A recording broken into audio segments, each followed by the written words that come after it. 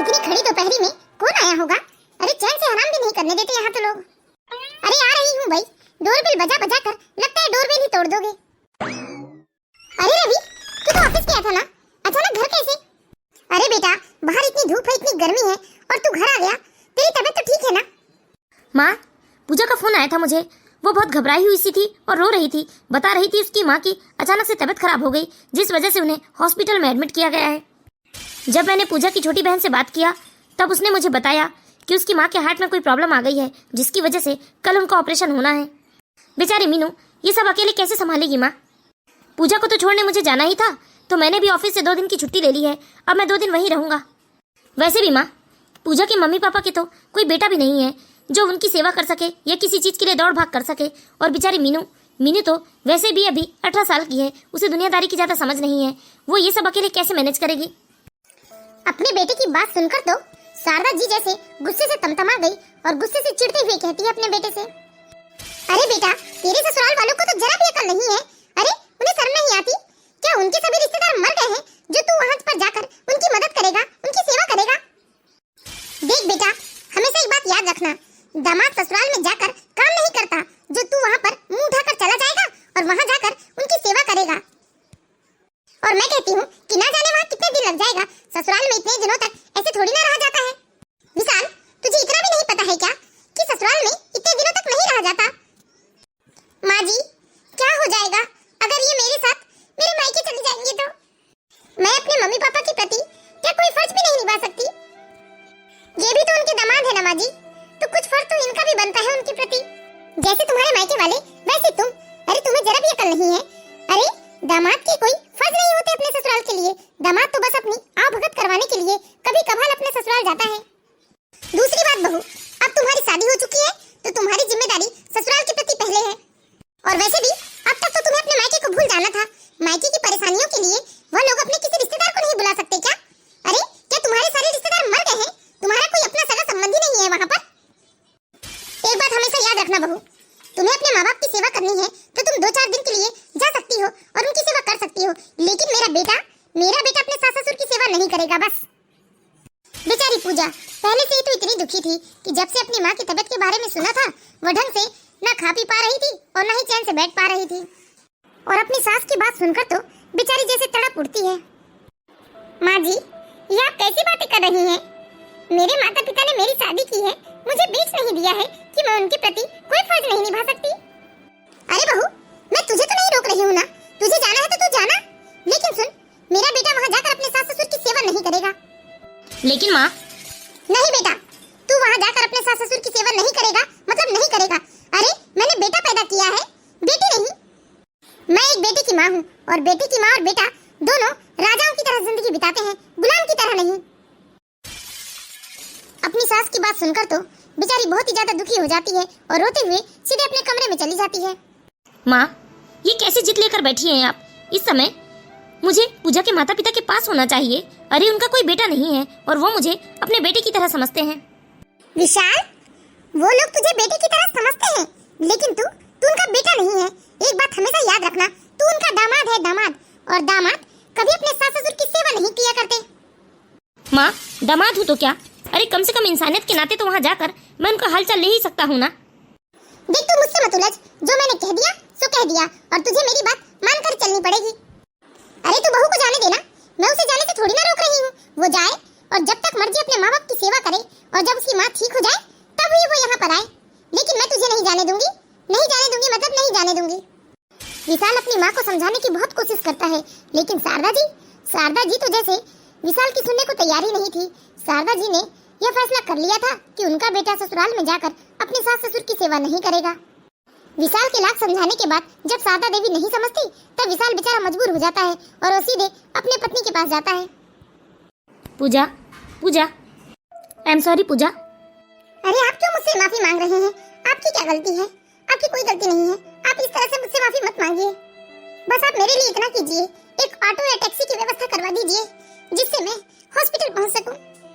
नहीं पूजा, ऑटो या टैक्सी से क्यों जाओगी तुम? मैं खुद तुम्हें छोड़ कर आऊंगा। मैंने छुट्टी भी तो इसीलिए ली है ना। नहीं जी, देखिए मैं अपने ससुराल में अपने मायके वालों की वजह से कोई कलेश नहीं चाहती हूँ, इसलिए आप रहने दीजिए, मैं ही चली जाऊंगी। नहीं पूजा, मैं इस तरह से तुम्हें अकेले नहीं जाने दूंगा। बस तुम शाम तक इंतजार कर लो, शाम को हम साथ में चलेंगे। मैं माँ को जैसे तैसे मना लूंगा। नहीं जी, माँ जी को मनाने की कोई जरूरत नहीं है।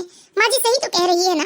अरे वो मेरा मायका है, वो मेरे माँ बाप हैं, उनके प्रति मेरे फर्ज और जिम्मेदारियां हैं, आपकी नहीं। आप यहीं अपनी माँ की सेवा कीजिए, मुझे जाने दीजिए। देखो पूजा, माँ की सोच चाहे जो भी हो, लेकिन मैंने हमेशा से तुम्हारे माँ बाप को अपने माँ बाप की तरह समझा है। मैंने कभी भी ये नहीं सोचा कि मैं उस घर का दामाद हूँ और दामाद का फर्ज सिर्फ अपने सास ससुर या ससुराल वालों से सेवा लेना होता है। बस तुम पापा के आने तक यही इंतजार कर लो। मुझे पूरा यकीन है कि पापा मेरा साथ जरूर देंगे। माँ को मनाने में मेरी मदद जरूर करेंगे वो। पूजा अपनी सास की बात से बहुत दुखी हुई थी, इसलिए वो अकेले ही मायके जाना चाहती थी। लेकिन विशाल नहीं चाहता था कि पूजा अकेले ही अपने मायके जाए और वहां से हॉस्पिटल जाए, क्योंकि विशाल एक बहुत ही सीधा साधा और समझदार इंसान था। वह हमेशा दुखी और मजबूर लोगों की मदद करता था। फिर यहाँ तो बात उसके ससुराल की थी, उसकी अपनी सास की थी, भला वो मदद करने कैसे ना जाता। इसलिए उसने पूजा से शाम तक के लिए रुकने को कहा और विशाल फिर से एक बार अपनी माँ को मनाने की कोशिश में लग जाता है। कितनी अजीब बात है, माँ जी हमेशा मुझे मेरे ससुराल के प्रति फर्ज गिनाते रहती हैं, और आज पहली बार जब उनके बेटे को उनके ससुराल के प्रति थोड़ा सा फर्ज निभाने की बारी आई तो वह बेटे वाली बन गई। क्या इस समाज में बेटी के माता पिता होना पाप है, या बेटी के माता पिता को बस जीवन भर दुख तकलीफें उठानी पड़ती है?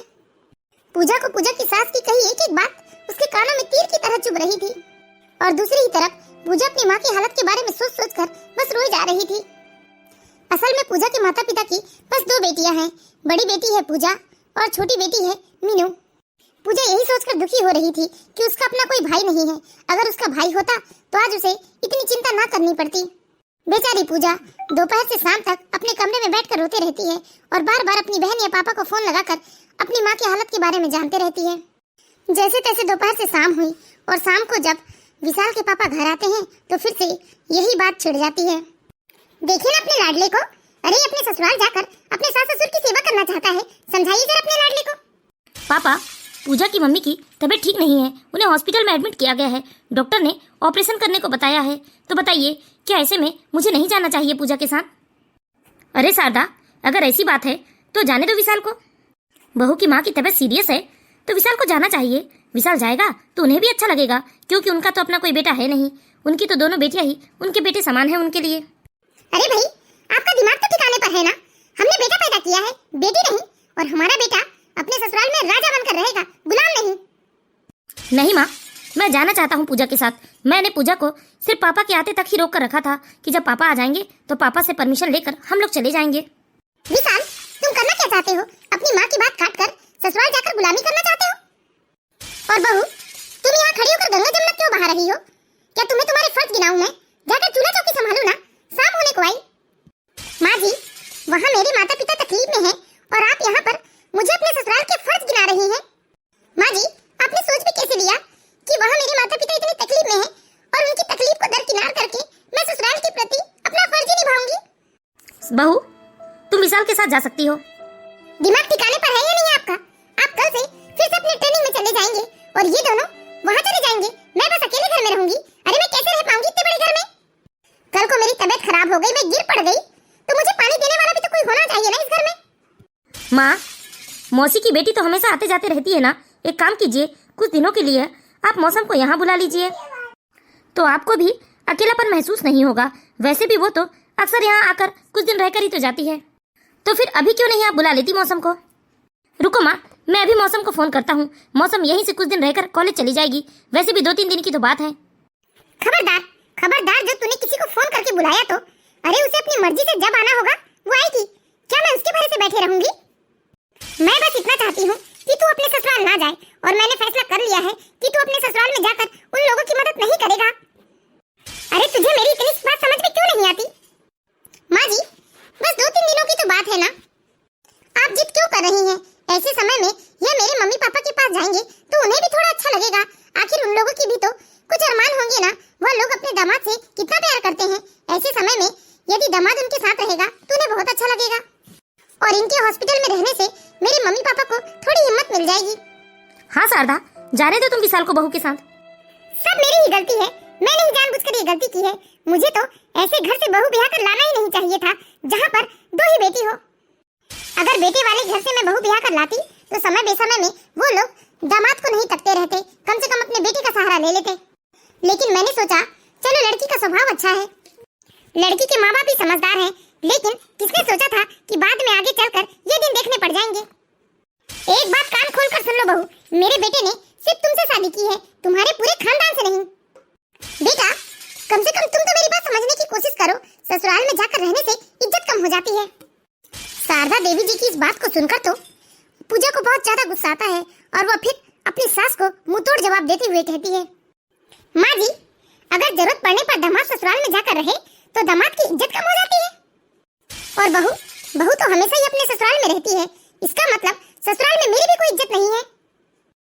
अगर ये वहाँ जाकर मेरे घर वालों की थोड़ी बहुत मदद कर देंगे तो ये नौकर बन जाएंगे, लेकिन मैं तो आपके घर का सारा काम संभालती हूँ ना, और आप तो मुझे बहुत सारे काम करने के लिए ऑर्डर भी मारते रहती हैं, इसका मतलब क्या मैं इस घर की नौकरानी हूँ? माँ जी अगर आप मेरे बारे में ऐसा सोचती है ना तो आज के बाद मैं भी ससुराल में कोई काम नहीं करूंगी। बहू की बात सुनकर तो शारदा देवी जी को भी बहुत ज्यादा गुस्सा आया और गुस्से में कांपती हुई आवाज से अपनी बहू से कहती है, खबरदार बहू, बहुत बोल लिया तुमने। अरे तुम भूलो मत तुम इस घर की बहू हो और तुम्हें हम रोटी पानी देते हैं, इसलिए तुम्हें इस घर का काम करना ही होगा। अरे बस करो शारदा, क्यों फिजूल में बहस करे जा रही हो? विशाल को जाने दो, जिद छोड़ दो।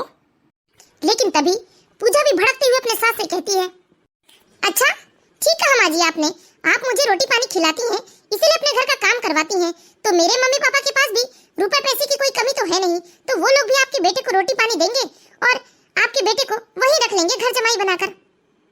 और जब आपके बेटे को मेरे माता पिता रोटी पानी खिलाएंगे तो ठीक यह भी उसी प्रकार से काम करेंगे मेरे मायके में जैसे कि मैं आपके घर में कर रही हूँ रोटी पानी खाकर। तो अब आपका बेटा अपना जॉब अब छोड़कर मेरे साथ अपने ससुराल में जाकर जमाई बनकर रहेंगे। पूजा की बात सुनकर पूजा के ससुर जी अंदर ही अंदर मुस्कुरा रहे थे। असल में शारदा देवी शुरू से ही इतनी तेज है कि वो कभी ना ही अपने पति की कोई बात मानती रही और ना ही कभी अपने बेटे की, लेकिन आज पहली बार किसी ने शारदा जी के सामने अपना मुंह खोला था और उन्हें मुंह तोड़ जवाब दिया था, जिसे देखकर देवकी प्रसाद जी खुश हो जाते हैं। माँ आप बेकार में बात को बढ़ा रही हो।